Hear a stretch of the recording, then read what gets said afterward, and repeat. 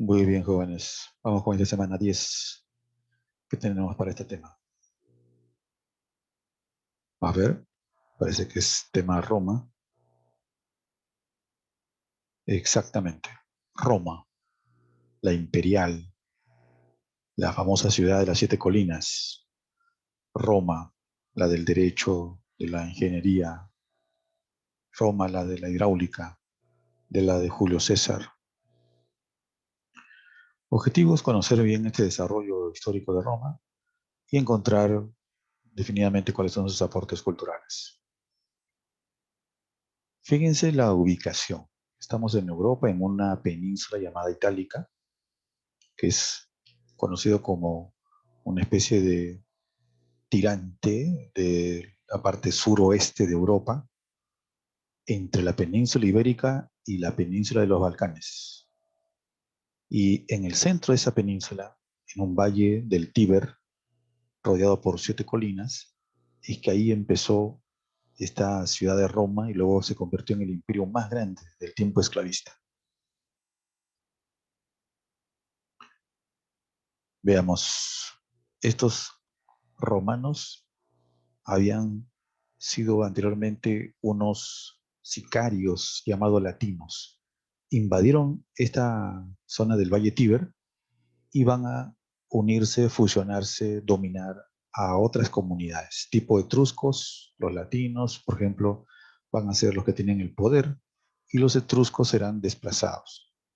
Igualmente habrán otras agrupaciones, por ejemplo, los albanos, los galos, íberos, los umbrios, los griegos también.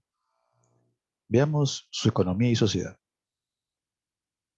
Económicamente estamos con una población que se dedica a la agricultura, al comercio, están criando eh, caballo, oveja, cabras, están dedicándose al comercio por el mar, también por tierra, cultivan cereales, la vid, la uva famosa, la uva, a la que después van a hacer el vino, y van a trabajar una gran cantidad de esclavos producto de esas guerras. Socialmente encontramos algo similar a lo que pasaba con Grecia. El invasor latino se convierte en propietario, dueño de personas y de tierras. Gobierna y se hace llamar el grupo privilegiado de los patricios. Habrán también un sector llamado los esclavos, que van a ser producto de la guerra o de las deudas, y también habrán algunos mixtos, clase media. Es el plebeyo, libre pero sin derecho a gobernar. Campesino, soldado, herrero, artesano, remero, pero no puede gobernar y no es el dueño de los grandes latifundios. Fíjense esta recreación del comercio marítimo. Hay muchos puertos, ya que esta zona de la península itálica está pues rodeada por mares, el mar Jónico, el mar Tirreno, el mar Adriático. Veamos su proceso histórico. Ha tenido una etapa llamada monarquía, una república y finalmente el imperio. La etapa de la monarquía pues va a ser la inicial. Es cuando llegan estos sicarios latinos, capturan Roma, desplazan a los habitantes que estaban ahí, que eran los umbrios, los sabinos, los galos, y van a enseñorearse como monarquía. Para eso también van a contar con una mitología, la famosa leyenda del Rómulo y Remo, amamantado por una loba. Supuestamente estos Rómulo y Remo eran hijos del dios Marte y de una princesa Rea Silva, pero el mensaje escondido es que, como dijimos históricamente, realmente eran sicarios acostumbrados a la violencia, al mundo del salvajismo, del saqueo, simbolizado como loba. ¿Ven? Correcto. Han habido varios reyes latinos etruscos, pero por un golpe de estado de Junio Bruto, se establece la república. Después de esa monarquía tenemos a la república. En la república hay varios cargos de gobierno, pero solo asumidos por patricios. Y otra vez, por golpe de estado de Octavio, o llamado eh, el emperador de Augusto, se va a hacer el imperio. En el imperio están todas las autoridades concentradas en este emperador, protegidos por la Guardia Pretoriana. Este es el momento de su máxima extensión.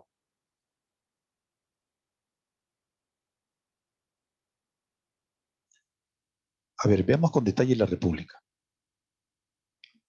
Ya que había muchos cargos de gobierno, por ejemplo, había para ser senador, había para ser cónsul, cuestor, pretor, pero todo ello controlado por el grupo, la clase privilegiada de los patricios.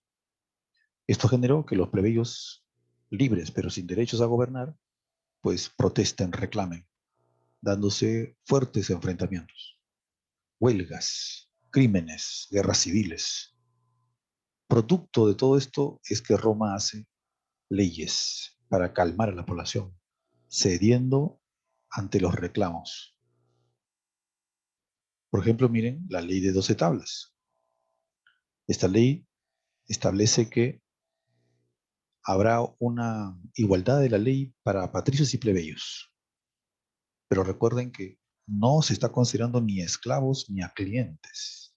Los clientes eran como domésticos, siervos de patricios. Fíjense también cómo se hace la ley Canuleia. Ante más reclamos y huelgas, esta ley pretende calmar a los plebeyos diciéndoles podrán tener matrimonio con gente de los patricios. Más adelante, la ley de Logunia. Esta ley permite que plebeyos puedan asumir un cargo de sumo pontífice religioso.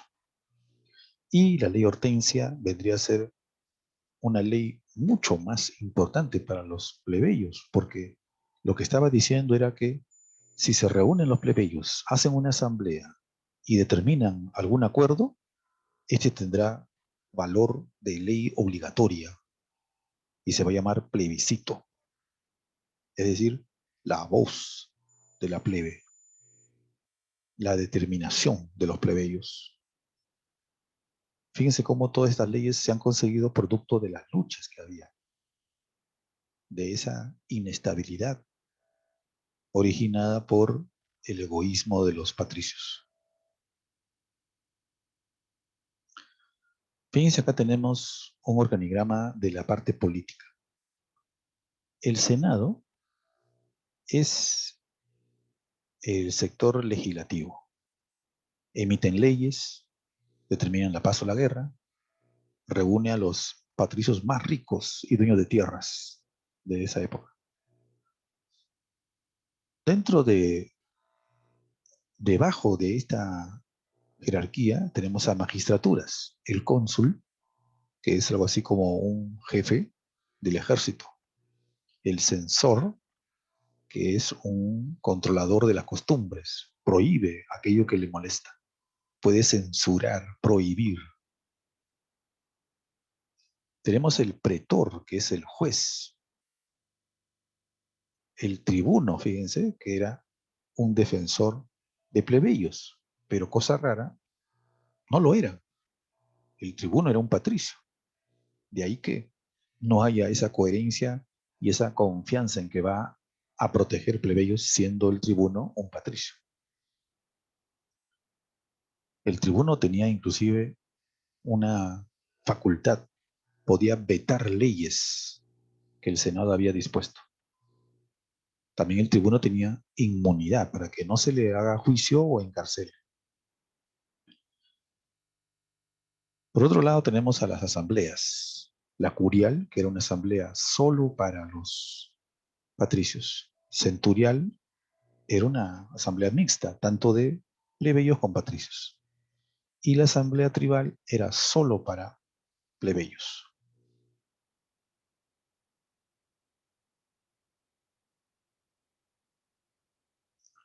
La expansión de Roma se hace gracias a guerras. Una primera guerra fue en el interior de la península itálica. Los romanos hacen guerra contra los samnitas. Luego guerra contra los griegos. Esta es denominada guerras pírricas. Y la más grande de las guerras contra los cartagineses, llamada las guerras púnicas. Porque con estas guerras púnicas, Roma conquista buena parte del África, también de Europa, miren, islas, ¿no? Y luego más adelante también conquista lo que es España, Francia y el norte de Italia. Entonces ese es el momento de gran expansión para estos romanos. Es un crecimiento en joyas, tierras y en cantidad de esclavos. Aquí podemos ver, pues, ¿no? Como ya todo alrededor del mar Mediterráneo. Por eso los romanos van a llamar al Mediterráneo el Mare Nostrum. Van a denominarle su mar, producto de estas guerras púnicas. Más adelante en el imperio tendrán también más conquistas. Durante esa república, debido, como dijimos, a las guerras entre sectores sociales, encontramos a los hermanos Graco que se convierten en tribunos y dan leyes que eran importantes para plebeyos. Por ejemplo, Tiberio Graco da la ley agraria, un reparto de tierras para los plebeyos. Pero fíjense, solo era el 10% de todas las tierras. Por lo tanto, el 90% seguía en manos de patricios. Sin embargo, los patricios no aceptaron eso y mandaron matar a Tiberio Graco. El hermano menor, Cayo Graco, hace también una reforma, la ley frumentaria. Con esta ley se daba trigo barato para que puedan hacer su pancito los plebeyos. Pero los patricios tampoco le aceptan. El egoísmo era inmenso. Mandan matar a Cayo Graco también.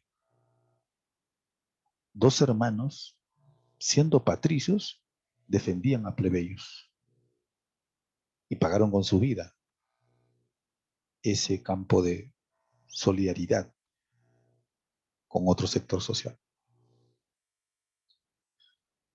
Continúan los enfrentamientos entre patricios y plebeyos y va a haber guerras civiles.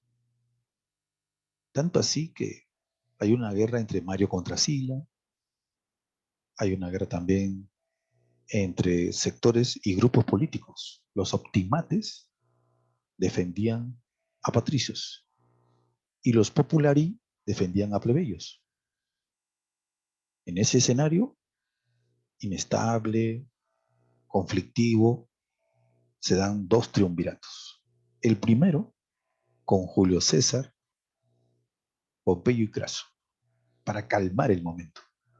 Se reparten jurisdicciones de toda Roma para cada uno de estos tres integrantes. Sin embargo, no funcionó. Pompeyo está afanoso de tener más poder para patricios. Craso muere, por ejemplo, contra los partos en el Asia. Y Julio vence a Pompeyo.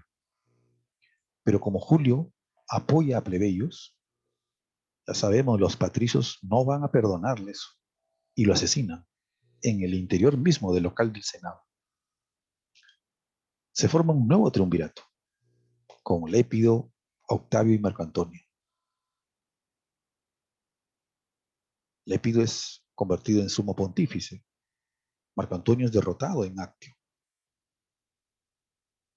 Perdón, Octavio va a ser el nuevo emperador porque Octavio va a hacer un golpe de Estado. Y en ese golpe de Estado, Octavio anula todas las leyes que hemos visto, concentra el poder y se apertrecha con la Guardia Pretoriana, haciendo un gobierno personalista tremendamente déspota, el imperio. La ambición de los patricios llegaba hasta el crimen. Este imperio romano tiene dos etapas. Una etapa de auge llamado el Alto Imperio o Principado. Ahí tenemos a Augusto, ahí tenemos a Tiberio, Vespasiano y Trajano. Como pueden ver, Augusto, el también llamado Octavio, el que inicia, persigue, amenaza, pero busca a algunos poetas y artistas como Horacio, Séneca, Virgilio, Petronio, para que sean su grupo de propaganda. Y como son artistas, se le ha denominado a ese periodo siglo de Augusto. En ese momento también, en ese momento es que nace Jesús de Nazaret, que tiene mucha conexión con grupos de los pobres hebreos y que estaban buscando un enfrentamiento contra Roma. Prácticamente el escenario de Jesús de Nazaret es entre esenios pacifistas y celotes rebeldes. Un momento social y político altamente candente. Ahí sabemos que los fariseos le piden a Roma que mate a Jesús, seguramente por pensar que podía mover gente pobre como rebeldes. Con Tiberio se da la crucifixión justamente, pero ahí se va a formar esta nueva religión, cristianismo. En base a antiguos judíos es que nace el cristianismo, que toma muchos elementos, pero también crea nuevos. Vespasiano es el del Coliseo romano, donde se daban esas clásicas luchas entre gladiadores, el pan y circo, la política de calmar a la población con torneos que sufrían esclavos, morían para el deleite del público. Previamente a las luchas se repartía pan en las tribunas. De ahí que se llame a esta política de dominación, de control a la población como el pan y circo. Con Trajano se da la máxima expansión, una última campaña que Roma alcanza más territorios. Fíjense esta toma actual de la columna de Trajano. Ingeniería, ¿no? Ingeniería que perdura hasta el día de hoy. Muchos restos del famoso Imperio Romano son visibles hoy en día. De ahí que Italia sea uno de los países con más visitantes de turistas en el año. Es evidente que esta pandemia ha golpeado el turismo de Italia. Acá tenemos el Bajo Imperio, la etapa de crisis o dominado de Roma. Diocleciano no puede frenar la crisis, las rebeliones, el asalto, la debacle, y se pone rígido. Establece una tetrarquía, 4 autoridades, para ver si controla. Constantino busca otra artimaña. Le da una libertad religiosa a los cristianos, luego de que habían sido perseguidos durante 10 carnicerías. Constantino asume el cristianismo como una fórmula para calmar a la población. A través del Edicto de Milán, hace que el cristianismo se domestique al Roma, que asuma cosas, elementos de Roma y que acepte el poder de Roma. Muchos de los líderes cristianos aceptaron, lo cual era una especie de convenio político entre ambos, Roma y el cristianismo. Eso significó el alejamiento de la iglesia cristiana de sus bases populares, de sus iniciales inspiraciones de búsqueda de justicia e igualdad.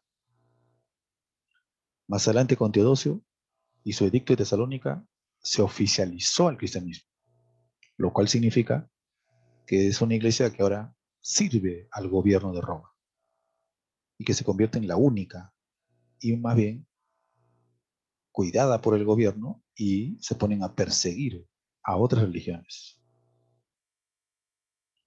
Además, Teodosio divide el territorio entre sus hijos, entre Honorio y Arcadio. A Honorio le da la parte occidental y a Arcadio la parte oriental. Finalmente, Rómulo Augusto es el último emperador, pero de la Roma occidente. Cae ante los érulos, bárbaros que ya asaltaban Roma. Ahí tienen la división y de cómo los bárbaros, que eran habitantes de la Europa del Este, de la actual Checoslovaquia, de la actual Rusia, invaden a Europa. Y cae la Roma occidental. La Roma de Oriente, que está aquí en el mapa de verde, soporta y duró 1000 años más, con el nombre de Imperio Bizantino. Aportes culturales.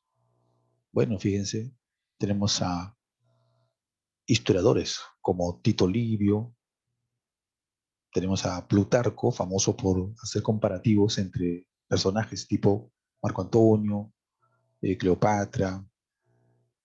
Tenemos también a Julio César, aparte de político, autor del libro. Él nos narra sus experiencias en la Guerra de las Galias. Fíjense aquí la arquitectura. El Coliseo es su máxima obra. Una construcción usando el cemento, invento de Roma, con galerías, con acueductos. Recuerden que el piso de Roma podía elevarse y hundirse. Recuerden que podía haber celdas para que estén leones esperando su ingreso al Coliseo. Toda una ingeniería, arco, bóveda. Esto habían aprendido de los etruscos antiguos y de Grecia. Miren esta ingeniería hidráulica. Los romanos podían hacer que el agua circule durante cientos y cientos de kilómetros de distancia. Pueden subir y bajar. Es una maravilla, pues, ¿no? De la ingeniería. Las calzadas. Miren aquí las calzadas, los caminos. Fuerte, sólido, compacto, duradero hasta hoy. Había muchos caminos que estaban en toda Europa y el África, Asia, producto de Roma. Miren los dioses. Los dioses de Roma fueron copiados, asimilados de Grecia, cambiados de nombre. En vez de Zeus, se le va a llamar a Júpiter. En vez de Atenea, va a ser llamada Minerva. A Afrodita le llamarán Venus. A Dionisio, Baco. A Hades, Plutón. Así que Roma nos hizo lío y copió dioses de Grecia.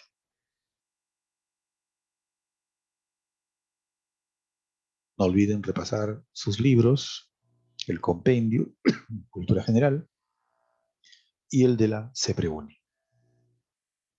Muy bien, muchachos.